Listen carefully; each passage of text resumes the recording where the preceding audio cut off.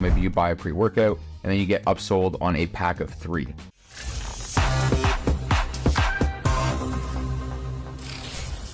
Welcome back to the channel, everybody. In today's video, this is going to be super value packed. I'm going to be breaking down these 8 e-commerce terms that you need to know if you're going to be successful in this space. So whether you're a beginner, whether you're a veteran in this space, and it's always great to get a refresher in these sort of things. So in today's video, we're going to be breaking down all of these terms in basically 3 different ways: what the term means, why it's important, and how to use it to your benefit. So let's dive on into number 1, which is going to be Cogs, cost of goods sold. You're probably going to hear people talk about this a lot, and simply what this is the total cost that it takes to produce the products that you sell. And this can include raw materials, labor, and any overhead costs that you have. Essentially, what is the landed cost of goods sold from getting the product made to getting it to your customer? And the reason that knowing your COGS is so important is because it is essential to understanding your pricing and being able to bake in profit margins. And the way to simply think about this to your benefit is using this number to calculate your gross margins and always looking way to lower your cost of goods sold, whether it's through suppliers, negotiation on shipping, etc. Now, number 2, you're going to hear this talked about all the time on a Shopify store is conversion rate. Basically things like conversion rate optimization. And what this means is simply the percentage of customers that are visiting your store and actually converting and purchasing something. So for an example, let's say you drive 100 people to your store, 2 people end up buying something. That means you have a 2% conversion rate on your website. Understanding this is super important because you need to understand whether you have a high conversion rate, a low conversion rate, etc. And this allows you to determine what you need to focus on your website or your marketing, quote unquote, to figure out where the broken link is in the fence. High conversion rate means things are going well, and a low conversion rate means you definitely have things to work on the website. Now, you can use your understanding in conversion rate to benefit yourself in terms of understanding whether it's your offer, whether it's your website, whether it's your call to action. You need to sort of identify where the drop in your conversion rate is happening to understand what to focus on. Number 3 is super important as well: average order value, or a lot of people refer to it AOV. Now, what this simply means is the average amount customers spend with you at your store. So generally, how much are people spending when they buy something from you? The reason this is so important to understand what your average order value is, as an example, let's say you sell pants for $40 and a hoodie for $50. For an example, let's say you sell a range of products from $30 all the way to $100, and that average comes out to be around, let's say, $60. That means people on average are spending $60 with your store, therefore your average order value is $60. The reason this is so important to understand is because it's going to allow you further to strategize how you can increase your average order value, make more per customer, and make more margin in terms of your marketing. And the way to increase your average order values are going to be things like offering bundles, offering free shipping thresholds, maybe free gifts at a certain AOV, etc. Number 4 is lifetime value. What this means is the total worth of a customer over the lifetime of them shopping with you. So let's say you're a supplement company.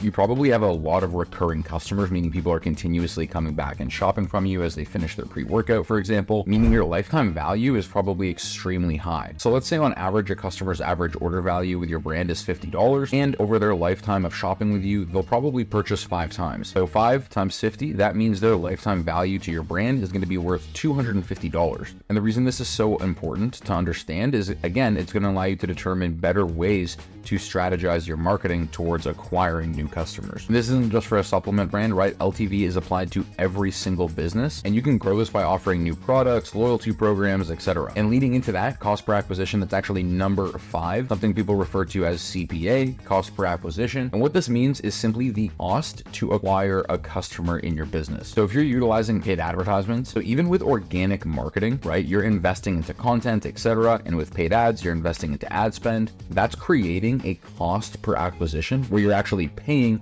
to acquire a new customer. The reason you need to understand this is because if your CPA is too high, you need to be able to understand that and reassess your marketing strategies to fix that problem. And number 6 leads us into call to action, right? CTA. You're going to see a lot of people refer to this as well. Now, what this means is simply the call to action, the action that you want people to take from your advertisements, from your posts, from whatever. These are going to be things like buy now, learn more, shop now, take this quiz, etc. Basically the button or the action that you want someone to take or click after going through your ads, your content, etc. Now, the way to benefit from this is being able to understand how to split test your call to actions, just differentiating what's working best for you in terms of calling people out, whether it's like a buy now, learn more, take this quiz, etc. like I mentioned. And number 7, you've probably heard me refer to this a lot, user generated content, UGC. What this means means is user-generated content, right? Content like reviews, posts, photos, or honestly any content related to your customers. The reason that this is so important to understand, as this is honestly one of the highest performing creatives that you can create right now, is content that is either organically created by your customers or created in a way to look like it's organically filmed. Not only does this build social proof and trust with your customers, but like I mentioned, it actually has the highest converting percentage right now. And last but not least, number 8, upselling and cross-selling. Now, these are sort of two different things that I put them in too, just because I really wanted to put them in this video to make sure you can understand them. Upselling is encouraging someone to purchase something that's higher value, right? So back to the supplements example, maybe you buy a pre-workout and then you get upsold on a pack of 3. Cross-selling, on the other hand, is something, as an example, where let's say you buy a phone case, you're getting cross-sold on a complementary product, which in this case would be a screen protector. The reason this is both important, I put them at number 8, is because they both improve your average order value and overall total revenue. And implementing something like this is one of the biggest needle movers you can implement in your business. So guys, I hope you enjoyed this video. That was the